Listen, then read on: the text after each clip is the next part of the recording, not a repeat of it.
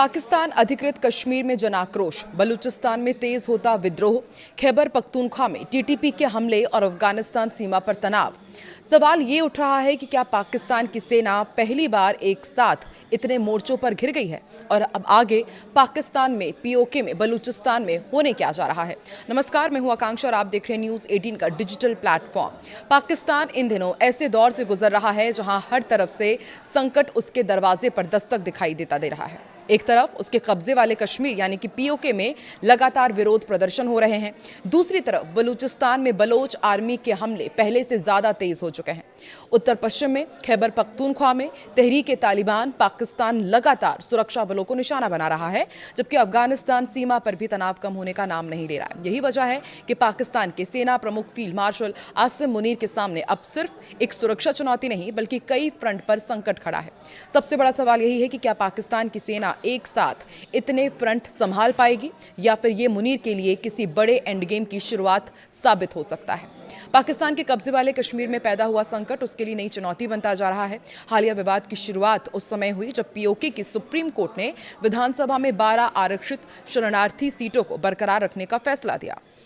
इसके बाद विरोध प्रदर्शन तेज हो गए। प्रदर्शनकारियों का कहना है कि ये सिर्फ संवैधानिक विवाद नहीं है बल्कि इसके पीछे सालों की नाराजगी भी है।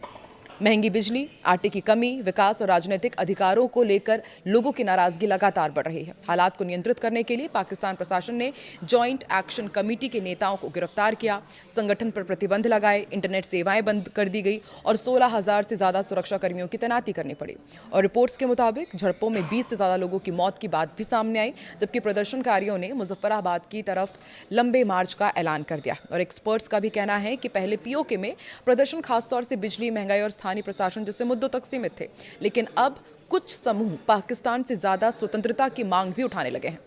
बलूचिस्तान में संकट क्यों बढ़ रहा है, ये भी आपको समझाते हैं। पाकिस्तान के बलूचिस्तान में कई अलग अलग मुद्दों को लेकर लगातार विरोध प्रदर्शन हो रहे हैं।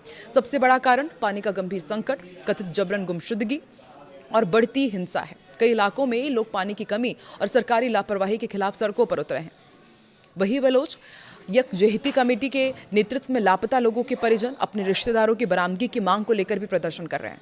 इसके अलावा हालिया हथियारबंद समूहों के हमले में पुलिस और सुरक्षा बलों के जवानों की मौत के बाद उनके परिजन भी बेहतर सुरक्षा और न्याय की मांग करते हुए विरोध कर रहे हैं।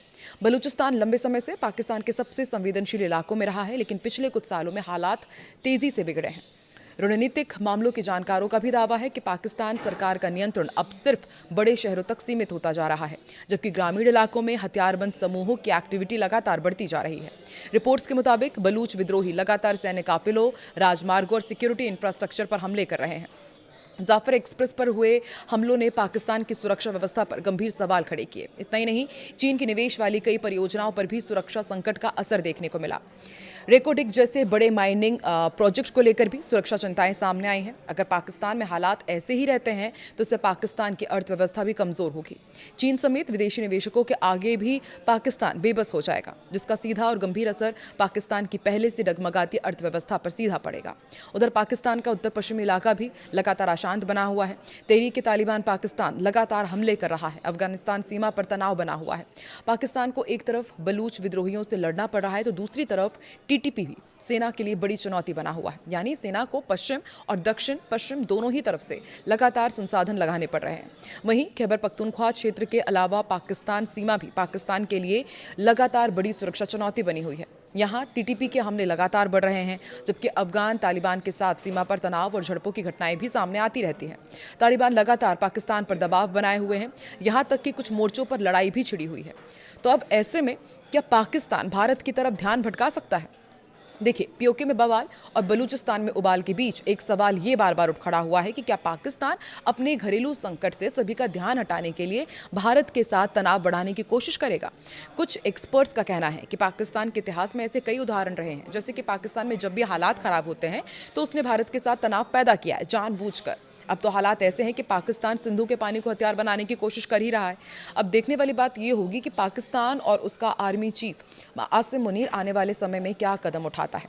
पाकिस्तान के कब्जे वाले जम्मू कश्मीर यानी कि POJK में जारी आंदोलन के बीच एक बड़ा विवाद सामने आया। जॉइंट अवामी एक्शन कमेटी ने 15 जुलाई को दावा किया था कि पाकिस्तान के फील्ड मार्शल असीम मुनीर ने ओवरसीज पाकिस्तानीज फाउंडेशन के चेयरमैन सैयद कमर रजा को अपना विशेष प्रतिनिधि बनाकर बातचीत के लिए भेजा था। कमेटी ने उनके आश्वासन के बाद मुजफ्फराबाद की ओर प्रस्तावित लॉन्ग मार्च रोकने का ऐलान किया था, जबकि धरने जारी रखने की बात कही थी। इसी बीच POJK के कानून मंत्री अकील मलिक ने एक टीवी इंटरव्यू में यह कह दिया कि अवामी एक्शन कमेटी के साथ सरकार की कोई बातचीत ही नहीं चल रही है और असीम मुनीर ने भी किसी को वार्ता के लिए नहीं भेजा है। इससे आंदोलनकारियों के बीच नाराजगी और भ्रम की स्थिति और बढ़ गई। बातचीत का भरोसा देकर मार्च को रुकवाया। आंदोलन से जुड़े सूत्रों का आरोप है कि प्रदर्शनकारियों को बातचीत का भरोसा दिया गया था। मुजफ्फराबाद की बाद जो लॉन्ग मार्च ये बढ़ रहा था उसे रोक दिया गया, लेकिन अब सरकार और सेना दोनों ही बातचीत से इंकार कर रहे हैं। इसी बीच खबर यह भी है कि प्रदर्शनकारियों ने अपनी मांगों को पूरा करने के लिए पाकिस्तान सरकार को 21 जुलाई तक का सीधा अल्टीमेटम दे दिया है। मांग क्या है वो भी आपको बताते हैं। देखिए, जो गिरफ्तार JAAC के नेता हैं, कार्यकर्ता हैं, वो रिहाई सुरक्षा कार्रवाई को वापस लेने, संचार सेवाओं को बहाल करने और पहले से तय 38 सूत्रीय चार्टर को लागू करना, बेहतर राजनीतिक प्रतिनिधित्व और शासन में सुधार, बिजली, खाद्य आपूर्ति और जरूरी सेवाओं तक बेहतर पहुंच की उन्होंने मांग रखी है। इसके साथ ही JAAC ने चेतावनी भी दी है कि अगर इस दौरान उनकी मांग पूरी नहीं हुई तो 22 जुलाई के बाद उनका मुजफ्फराबाद लॉन्ग मार्च फिर से शुरू हो जाएगा। प्रदर्शनकारियों ने साफ कर दिया है कि सभी धरने पहले की तरह जारी रहेंगे, जन आंदोलन भी चलता रहेगा। आपको जानकर हैरानी होगी कि सिर्फ 40 दिनों में 73 लोगों की मौत हो चुकी है। लगातार पाकिस्तान के खिलाफ भारी विरोध प्रदर्शन चल रहे हैं। 73 लोगों की मौत हुई। ये भी आरोप लगाया गया कि पाकिस्तान रेंजर्स अब भी 57 शवों को उनके परिजनों को नहीं सौंप चुके हैं। लोगों में पाक सरकार और सेना के खिलाफ भारी नाराजगी है और वो इस बार आर पार की मूड में नजर आ रहे हैं। तो आपको क्या लगता है, एक साथ इतने सारे मोर्चों में घिरा हुआ पाकिस्तान कैसे अपनी साख बचा पाएगा, या फिर पूरी दुनिया का अपने ऊपर से ध्यान भटकाने के लिए वो भारत में कुछ प्रेशर पॉलिटिक्स या फिर तनाव बढ़ाने की जुगत में भी है? क्या लगता है आपको? कमेंट सेक्शन में जरूर लिखें।